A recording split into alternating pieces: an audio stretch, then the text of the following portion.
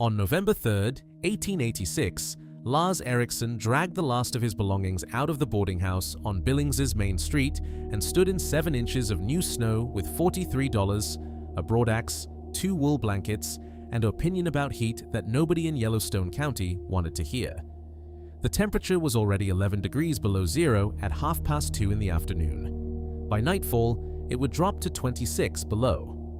The other men at the boarding house watched from the window as he loaded his hand sledge and pulled it north toward the tree line. And what they said about him then was not kind, and what they said about him through the following months was not kind either, until February came and changed the terms of the conversation entirely.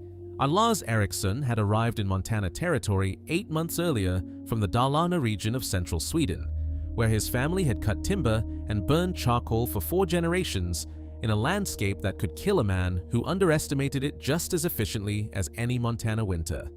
He was 31 years old, 5 feet 9 inches tall, and spoke English with a deliberate precision that his neighbors at the boarding house mistook for slowness. He was not slow.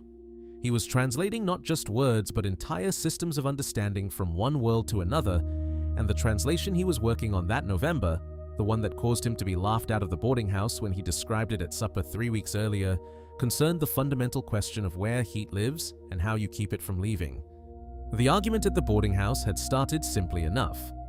Lars had been describing a practice common in certain parts of Scandinavia and, he noted, among various peoples across the northern latitudes, of sleeping in depressions rather than on raised surfaces.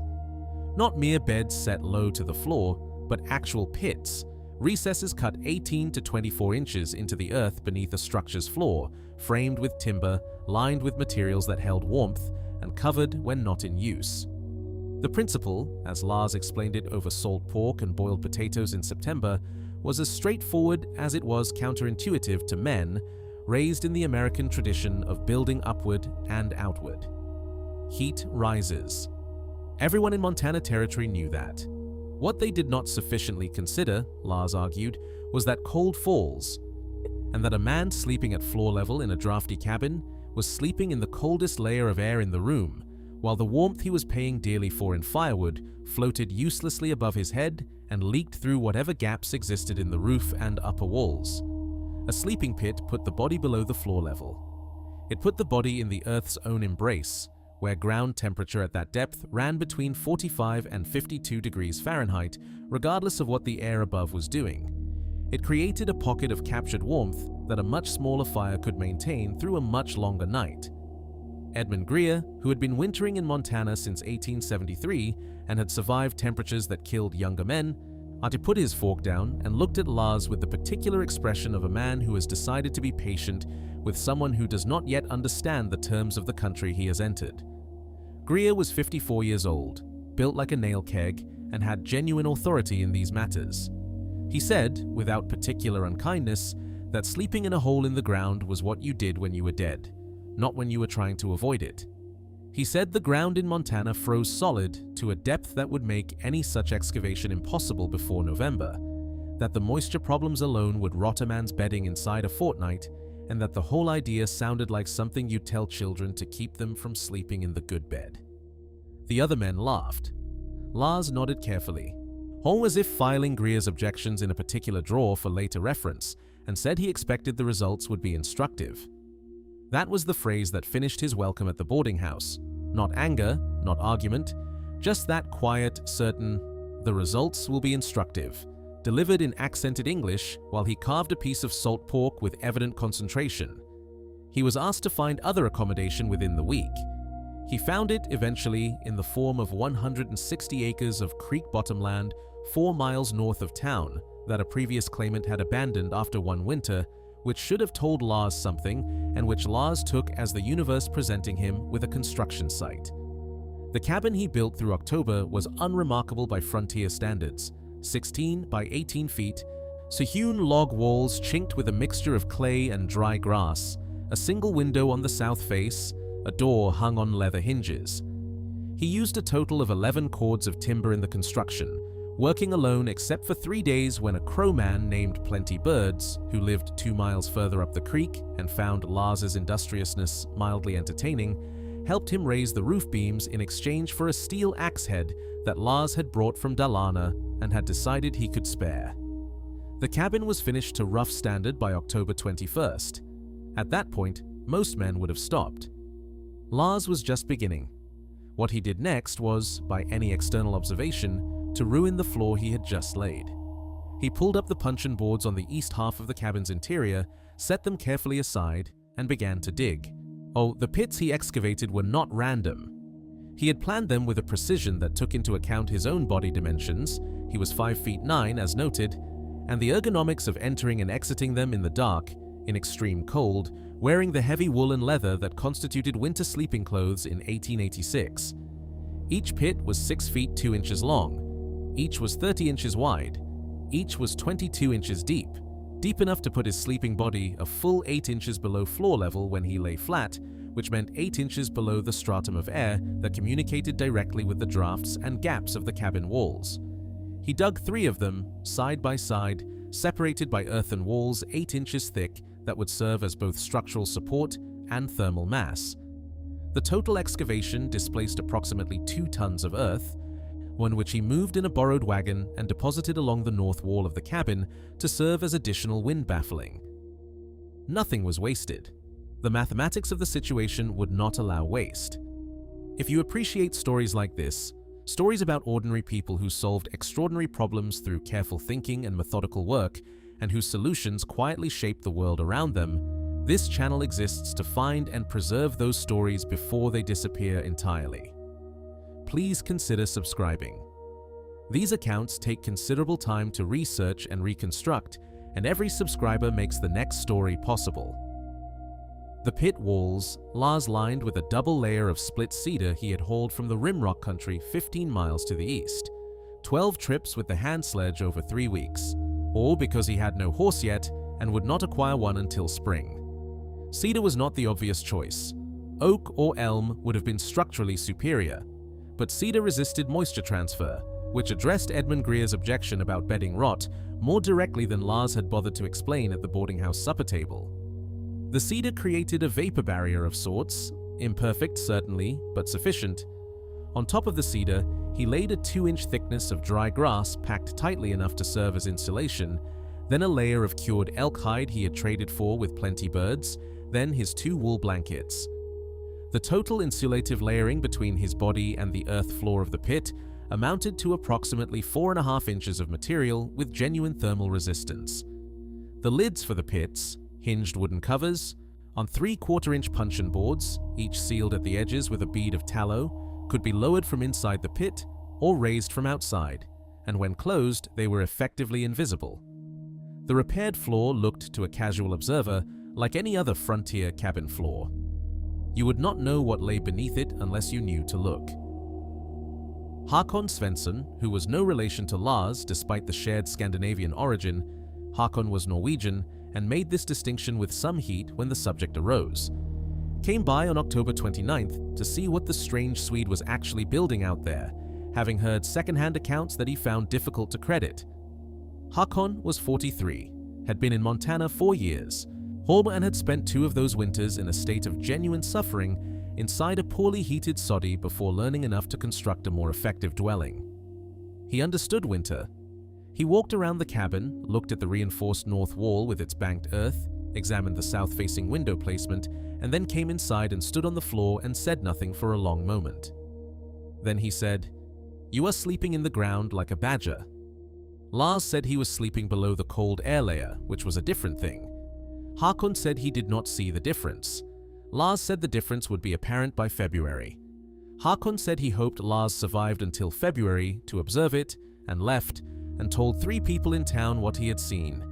And the story grew in the telling until it reached Edmund Greer, who heard it, and said that the Swede would be dead by Christmas, and that this was Montana's way of educating newcomers who would not be educated by experience they could borrow from their neighbors.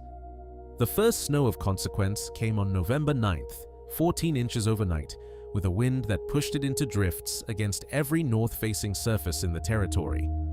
Lars woke at 6 in the morning in his sleeping pit, lifted the lid, sat up into air that registered 21 degrees Fahrenheit at floor level, rebuilt the fire from coals he had banked the previous evening, and within 40 minutes had the cabin's interior up to 44 degrees at floor level and 58 degrees at shoulder height.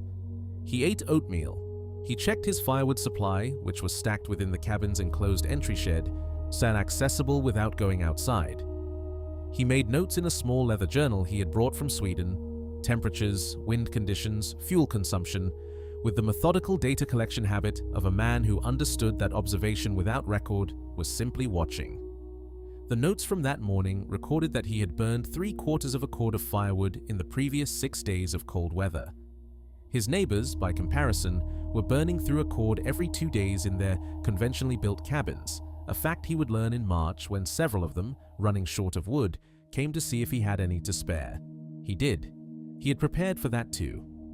3 miles to the southeast, a homesteader named William Cartwright, 38 years old, originally from Ohio, in Montana for his second winter, woke to find his water barrel frozen solid through despite having placed it near the stove before sleeping. The stove, a good one, cast iron, purchased new from a hardware merchant in Billings for $22 the previous spring, had run low on fuel at some point in the night. Cartwright slept on a rope bed 18 inches off the floor, which placed him in air that was consistently 4 to 7 degrees colder than what rose to the ceiling. He slept poorly in cold weather because of it, tending to wake multiple times as the fire died back. He was not lazy about his fire, he was simply fighting a battle whose terms were set against him by the basic physics of heat stratification in a single-room structure, and he did not know it because no one had ever told him there was another way. And he replenished the stove that morning, thawed his water barrel, ate cold cornbread, and went out to check his livestock, which was suffering, and returned inside to a cabin that had climbed to 38 degrees at floor level by mid-morning. He was a capable man doing everything he knew to do, which was not quite enough. Lars Eriksson, in his sleeping pit, had spent 8 hours in an envelope of warmth that never dropped below 49 degrees at body level, despite the cabin's interior falling to 31 degrees at floor level before he rebuilt the fire. The earth itself, at 22 inches depth, insulated from above by the wooden lid, insulated from below by the thermal mass of the ground, had maintained that temperature through the night without consuming a single additional piece of firewood. This was not magic. This was not luck. This was the same principle his grandfather's grandfather had understood in Dalarna a century earlier, when winter nights ran to 30 hours of darkness, and firewood was a calculation rather than a comfort. You did not heat the air. You could not heat the air. Air was too thin, too mobile, too willing to carry your investment straight out through every gap in your walls. You heated mass. You heated earth. You heated the slow, patient, dense material that would not give up what it held until long after you needed it. That was the mathematics. That was always the mathematics. Edmund Greer came by on December 7th, not to apologize, not yet, but out of a curiosity he described to himself as professional interest and described to others as checking on the fool Swede before they had to dig him out. So he arrived at mid-morning and found Lars splitting wood in his entry shed, coatless, which Greer found unsettling in a way he could not immediately name. Inside the cabin, it was 53 degrees at floor level. Greer stood in the middle of the room and turned around slowly, looking at the ceiling, looking at the walls, looking at the floor, trying to locate the source of warmth with the spatial reasoning of a man who had spent 14 winters understanding cold. He could not locate it. He looked at the stove, which was burning, but moderately, not the roaring inferno his own cabin required to maintain 40 degrees. He looked at the floor. He looked back at Lars. Lars showed him the pits. He lifted one of the lids, and Greer bent over and put his hand down into the space and held it there and was quiet for a moment. And then he said, "It is warm." Lars said yes. Greer said, "Because of the earth." Lars said yes, and because of what the earth kept from losing. Greer straightened up and looked at the floor for another long moment and said, "I told the men at the boarding house you would be dead by Christmas." Lars said there was still time. It was the only joke he made about the situation, then or ever.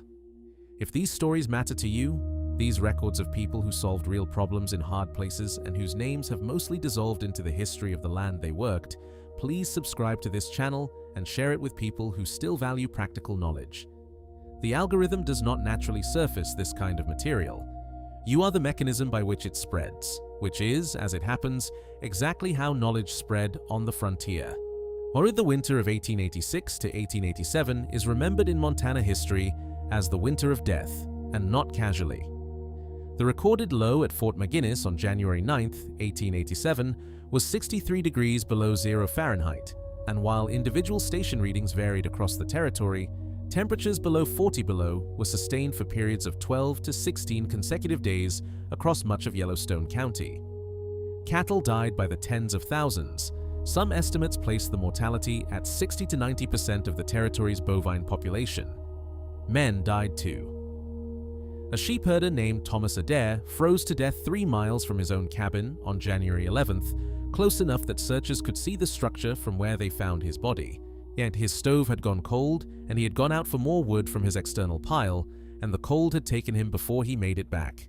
47 years old, experienced, capable, killed by the design assumption that firewood could be safely stored outside. Lars Eriksson's firewood was inside. It had been inside since October because he had looked at the logic of the situation: extreme cold, impaired mobility, the possibility of a storm that would make external access impossible, and had decided that any system requiring external access in emergency conditions was not a system at all, but a wager, and he did not wager with things he could not afford to lose. His entire 3-month wood supply, 4.5 cords of seasoned oak and pine, one was stacked in the enclosed entry shed that formed a thermal buffer between the cabin door and the outside air. To access it, he opened an interior door. He did not go outside for 7 consecutive days during the worst of the January cold. He did not need to. On the night of January 9th, when the temperature at Fort McGinnis registered its catastrophic low, Lars lowered himself into his sleeping pit at 9 o'clock in the evening, with the cabin's interior at 47 degrees at floor level. He closed the lid. The pit's interior, measured with a small alcohol thermometer he had purchased specifically for this purpose, read 53 degrees at the start of the night. He rebuilt the fire at 3 in the morning.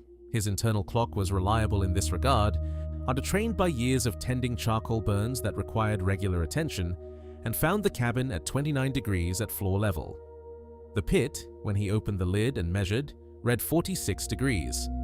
He had lost 7 degrees in 6 hours, against an outside temperature of -40 or colder, with a fire that had been out for at minimum 2 hours. He noted this in his journal, which still exists. It is held by the Montana Historical Society in Helena, catalog number 1952.014, with the annotation "satisfactory" in Swedish. He rebuilt the fire, the cabin climbed to 44 degrees at floor level within the hour, and he returned to the pit and slept until 7 in the morning. Hakon Svensson, the Norwegian who had visited in October and offered his badger comparison, spent that same night feeding his stove every 90 minutes and still woke to a cabin interior of 19 degrees at floor level. He did not have sleeping pits. He had a rope bed at standard height, and the air at rope bed height in his cabin on the morning of January 10th was, by his own subsequent account, cold enough to make his breath visible indoors at 8 in the morning with the fire going. He was not injured, he was not killed. He was merely cold in a way that was absolute and relentless and cumulative. The kind of cold that cost you something you could not fully name until spring came and you tallied what winter had taken. He burned through his wood supply by January 22nd and had to burn furniture after that. And then the spare door he had made for the spring, and then the crate his stove had arrived in, which he had kept for reasons he couldn't now remember. He thought about the Swede's floor during those nights. He thought about it carefully. William Cartwright was found on January 14th by his nearest neighbor who had come to check on him after the worst of the cold broke somewhat.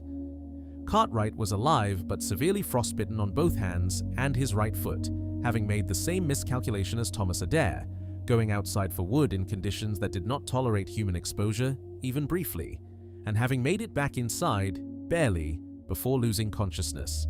He lost 2 fingers on his right hand. He kept the foot, though never walked without a limp afterward.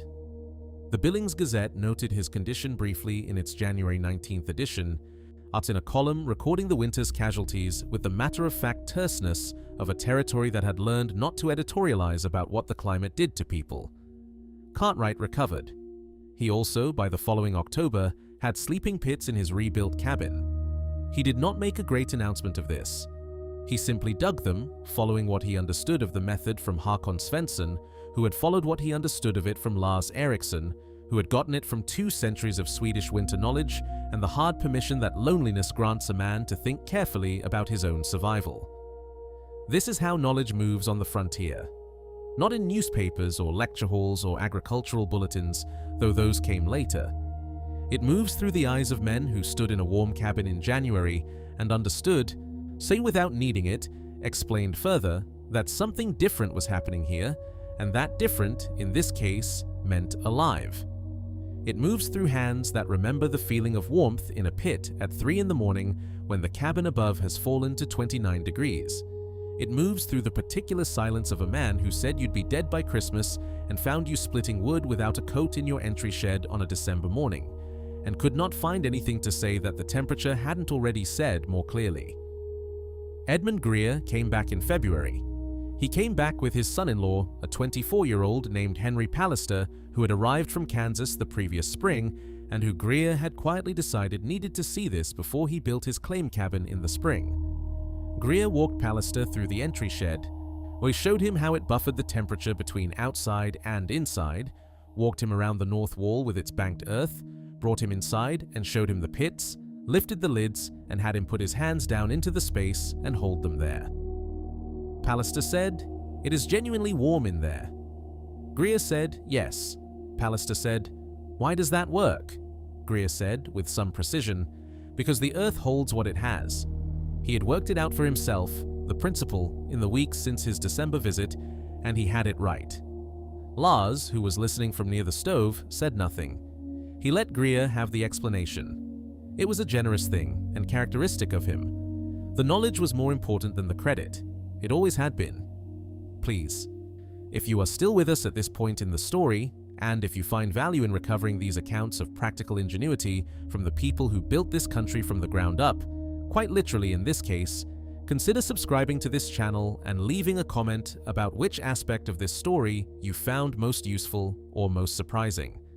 Your engagement tells the platform that this kind of content is worth showing to other people, and every person who finds this channel through your comment is one more person connected to knowledge that almost didn't survive. By the spring of 1887, sleeping pits of varying design and quality had appeared in at least 14 new cabin constructions in Yellowstone County, according to a survey conducted informally by the Billings Weekly Gazette, which ran a brief note in April of that year describing the Scandinavian sleeping method that had drawn some local attention. The article did not name Lars Eriksson. It described the practice in general terms, noted that it had been adopted by several settlers after the brutal winter, and concluded that the principle, whatever its origin, has demonstrated its utility under conditions that leave little room for sentiment about tradition. The newspaper had it right, if not complete. The principle had demonstrated its utility. That was the only argument the frontier accepted. You could talk about thermal mass and cold air stratification all you wanted over a boarding house supper. When the temperature fell to 40 below and you were still sleeping comfortably in a pit while your neighbor was burning his spare door, the conversation was over. Henry Pallister built his claim cabin that spring with sleeping pits incorporated from the foundation stage, the first construction in the county, as far as can be determined, to include them as original design rather than retrofit. He dug them to 24 inches, deeper than Lars's original 22, having added 2 inches on the theory that additional depth meant additional thermal mass, which was correct. He lined them with pine rather than cedar, which was slightly less moisture resistant but perfectly adequate in practice. He showed the design to 2 other men who were building that spring, and they incorporated versions of it in their own structures. By the fall of 1887, the sleeping pit had become, in that particular corner of Montana territory, simply something you did when you built a cabin. Not the way you banked earth against the north wall and kept your wood inside. Practical measures whose origins were becoming obscure even as their adoption spread. By 1895, a homesteader guide published in Billings described the sleeping pit method without attribution, presenting it as received frontier wisdom, which was exactly what it had become.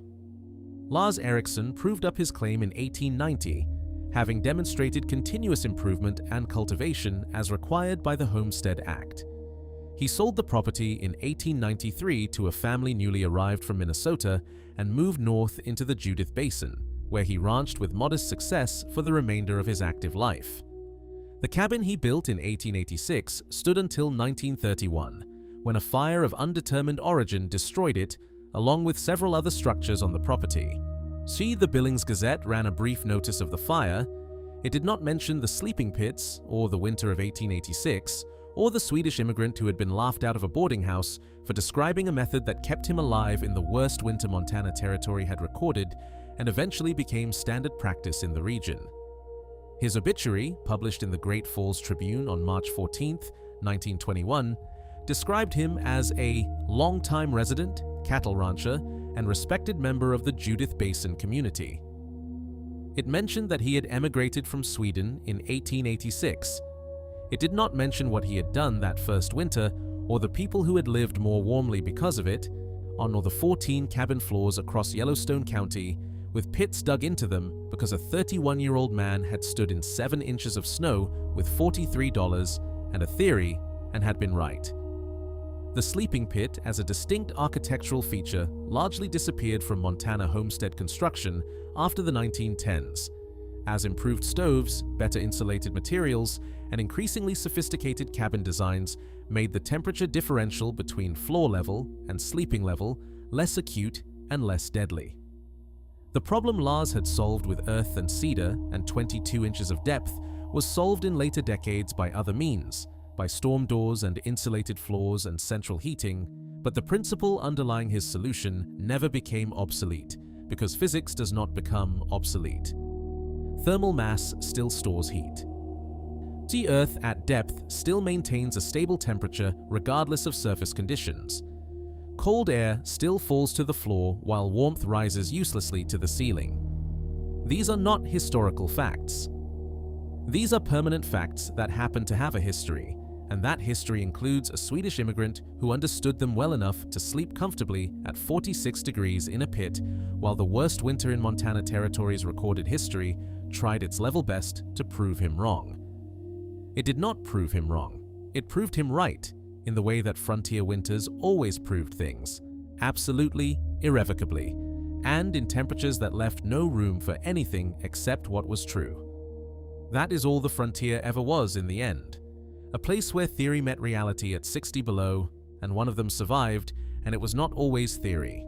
Lars Eriksson knew which one he intended to be. He had done the mathematics in October, before the cold came, and the mathematics had been patient and clear and correct. The pit that looked like a grave was, in the most literal possible sense, the opposite.